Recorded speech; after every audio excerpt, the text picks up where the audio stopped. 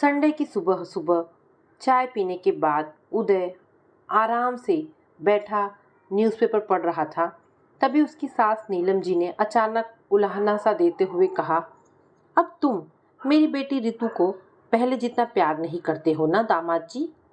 क्या बात कर रही हैं आप मम्मी? अरे, मैं अब भी अपनी पत्नी के लिए आसमान से चांद सितारे तोड़कर ला सकता हूँ। न्यूज़पेपर पर से नजरें हटाए बिना ही उदय ने कहा। अपने 4 साल के बेटे प्रेम को कपड़े पहना रही रितु ने अपनी मम्मी से उत्सुक लहजे में पूछा, ऐसा क्यों कह रही हैं आप मम्मी? नीलम जी ने गहरी सांस छोड़ने के बाद उत्तर दिया, बड़ी सीधी सी बात है मेरी प्यारी बिटिया। जब कोई पति दूसरी औरत से इश्क फरमाने लगे तो यह समझ लेना चाहिए कि अब वह अपनी पत्नी को पहले की तरह दिल की गहराइयों से नहीं चाहता है। प्रेम को कपड़े पहना चुकी रितु चिंतित सी अपनी माँ की बगल में आकर बैठी। उदय ने भी गहरी सांस छोड़कर न्यूज़पेपर एक तरफ सरका दिया। फिर चुपचाप माँ बेटी दोनों को उत्सुक अंदाज में देखने लगा। यूं खामोश रहने से काम नहीं चलेगा दामाद जी। मैंने तुम्हारे ऊपर जो आरोप लगाया है, अब तुम अपनी सफाई में कुछ तो कहो। नीलम जी की आंखों में शरारत भरी नाराजगी नजर आ रही थी। मम्मी जी, पति पत्नी के बीच गलतफहमी पैदा करने वाला ऐसा मजाक करना सही नहीं है। मेरे जीवन में कोई दूसरी औरत नहीं है। ये सुनकर अगर आपकी इस भोली भाली बेटी का हार्ट फेल हो गया तो हम बाप बेटे का क्या होगा? उदय ने हंसते हुए शिकायत सी की। आप मजाक छोड़िए और मुझे यह बताइए कि क्या आप सचमुच किसी दूसरी औरत से इश्क लड़ा रहे हो? रितु ने पति से तनाव भरे स्वर में पूछा। बस इतना ही विश्वास है तुम्हें मेरे प्यार पर? उदय फौरन यूं दुखी दिखने लगा जैसे उसके दिल को गहरी ठेस लगी हो। अपनी मम्मी के मजाकिया स्वभाव को तुम जानती नहीं हो क्या? अरे पागल, वे मजाक कर रही हैं। मैं मजाक बिल्कुल नहीं कर रही हूँ दामाद जी। नीलम जी ने अपने मुंह से निकले हर शब्द पर पूरा जोर दिया।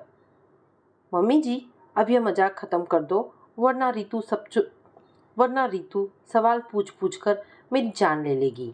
उदय ने हंसते हुए अपनी सास के सामने हाथ जोड़ दिए। नीलम जी उठकर इधर उधर घूमते हुए गंभीर स्वर में बोली, मुझे यहाँ आए अभी कुछ ही घंटे हुए हैं, लेकिन इतने कम समय में भी मैंने तुम्हारे अंदर आए बदलाव को पकड़ लिया है दामाद जी। अब तुम्हारी आंखों में रितु के प्रति चाहत के भाव नजर नहीं आते।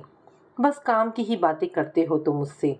इसलिए मैं मन ही मन यह सोचने पर मजबूर हो गई कि तुम दोनों के बीच पहले सदा दिखने वाला रोमांटिक छेड़छाड़ कब, कहाँ और क्यों खो गया है। उदय ने मुस्कुराते हुए जवाब दिया, मम्मी जी, हमारी शादी को 6 साल हो गए हैं। अब हमारे रोमांस और छेड़छाड़ करने के दिन बीत चुके हैं। क्या तुम छाया के साथ भी रोमांटिक छेड़छाड़ नहीं करते हो दामाद जी? ये छाया कौन है मम्मी जी? रितु और उदय ने एक साथ पूछा तो नीलम जी रहस्यमयी अंदाज में मुस्कुराते हुए उदय के सामने आ खड़ी हुई। कुछ देर शांत रहकर नीलम जी ने सस्पेंस और बढ़ा दिया। फिर कहानी सुनाने वाले अंदाज में बोली, चूंकि मैं अपनी बेटी के विवाहित जीवन की खुशियों को लेकर परेशान हो उठी थी, इसलिए मैंने कुछ देर पहले तुम्हारे फ़ोन में आए सारे मैसेजेस तब पढ़ डाले जब तुम बाथरूम में नहाने गए हुए थे।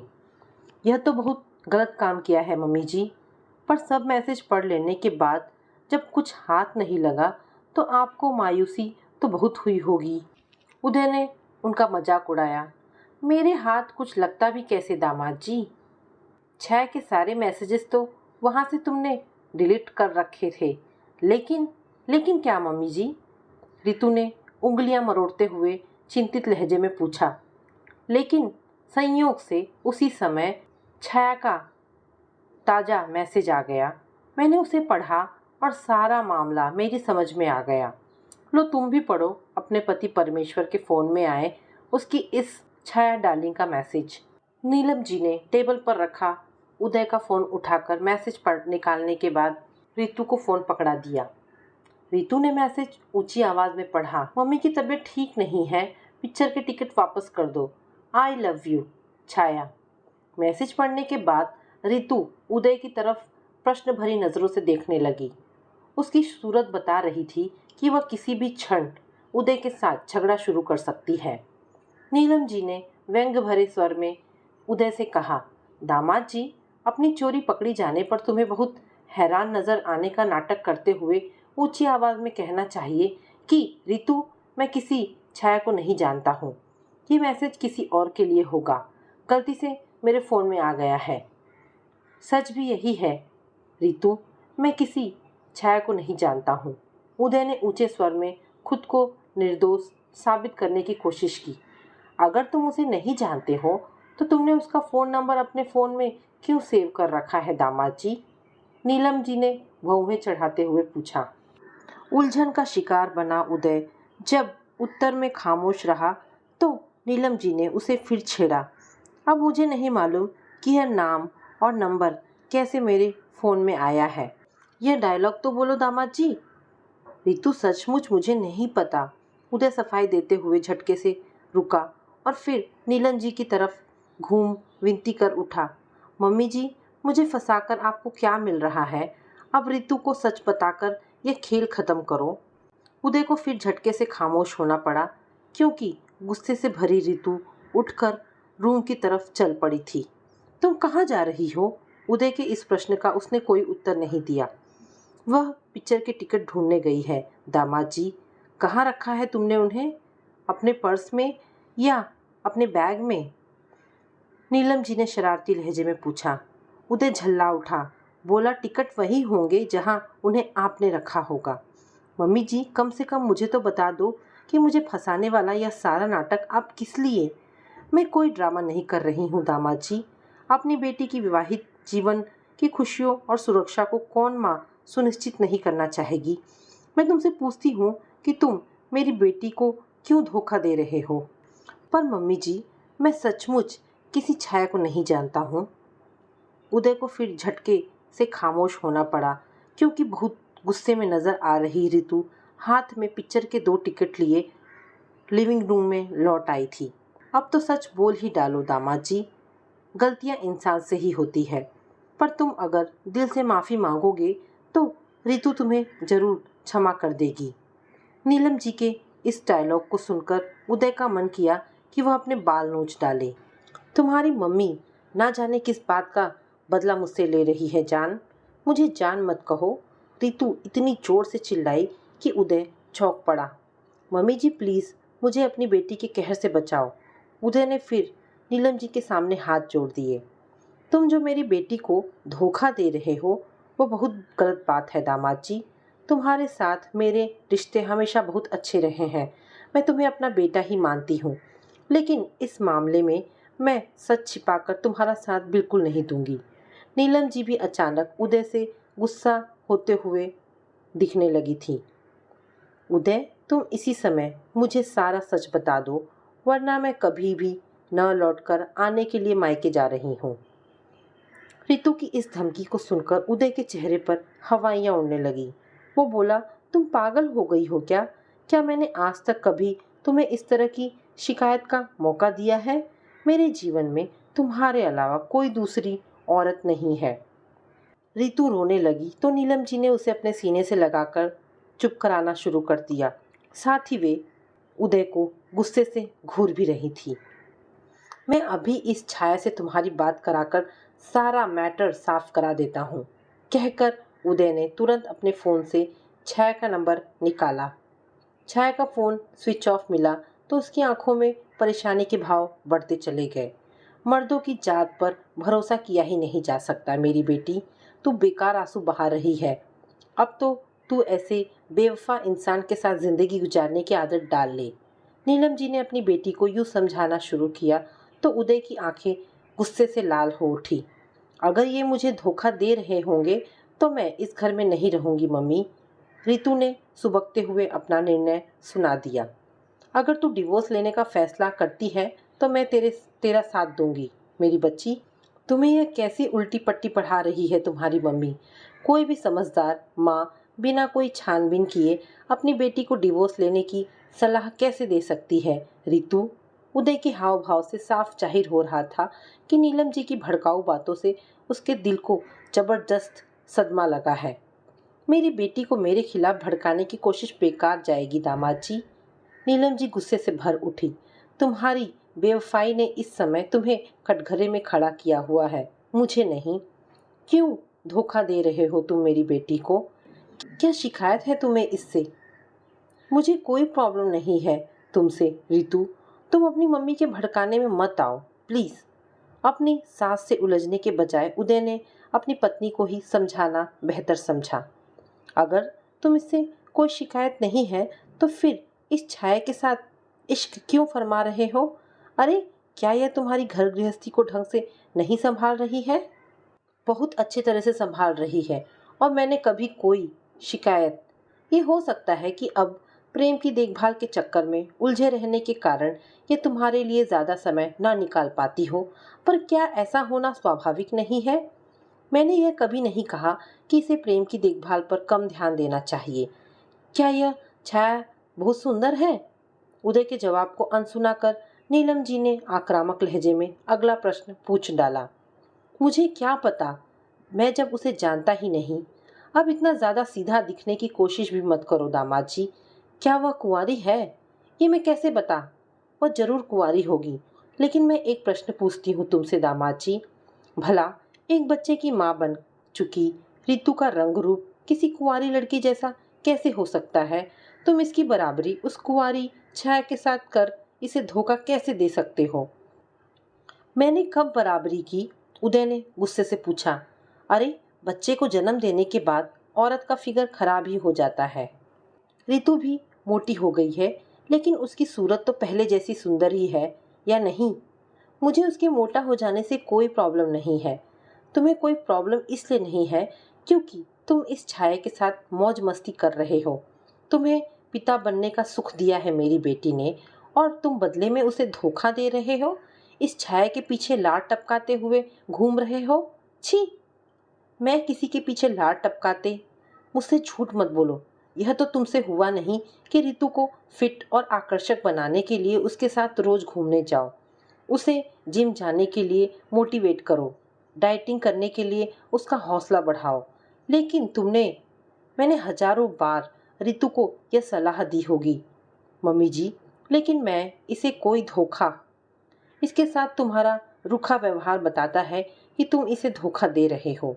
दामाद जी, तुमने क्यों इसकी सारी सेवाओं को भुला दिया? इसके बेडौल शरीर के अंदर धड़कता प्यार करने वाला दिल तुम्हें दिखना क्यों बंद हो गया है?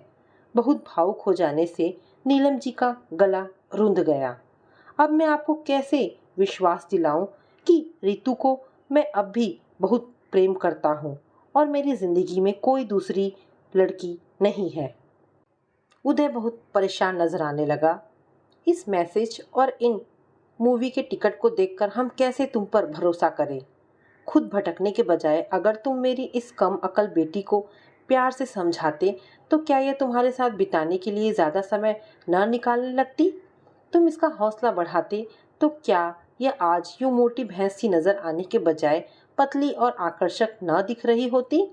इस जवान, कुंवारी और खूबसूरत छाया के साथ चक्कर चलाने से पहले तुम्हें इस बेवकूफ़ को यूं बेडौल हो जाने व माँ व पत्नी की जिम्मेदारियों के बीच संतुलन न बैठाने के खतरे बड़े धैर्य के साथ समझाने चाहिए थे, या नहीं? ऐसा कुछ समझाने की कोशिश मैंने की। तुमने सही ढंग से समझाने की कोशिश करने के बजाय इसे धोखा दिया है दामाद जी। लेकिन तुम मेरी एक चेतावनी कान खोलकर सुन लो।